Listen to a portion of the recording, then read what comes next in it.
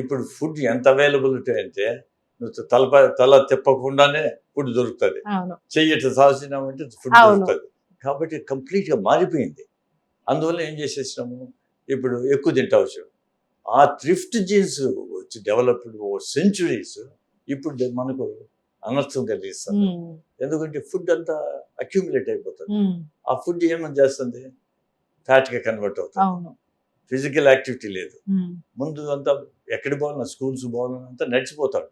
ఇప్పుడు car right down to the gate, మనం షాపులకు పోయినా right down to the gate. ఇట్లా అయిపోయింది. శారీరక శ్రమ లేదు, కంప్లీట్ గా వ్యాయామం లేదు, శ్రమ లేదు, రెండు లేదు. శరీరం ఉండేది ఎందుకు, కొంచెం చేయాలి కదా శ్రమ, ఆ శ్రమ లేదు. మూడోది నిద్ర లేదు, సరైన నిద్ర.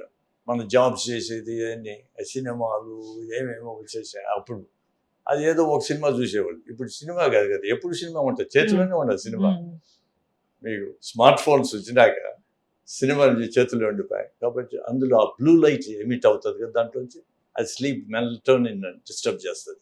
మెలటోనిన్ డిస్టర్బ్ చేసినప్పుడు స్లీప్ పోతుంది. స్లీప్ పోయిందంటే sleep is such an important. Recovery face లేదు కదా బాడీకి. కాబట్టి ఒబీస్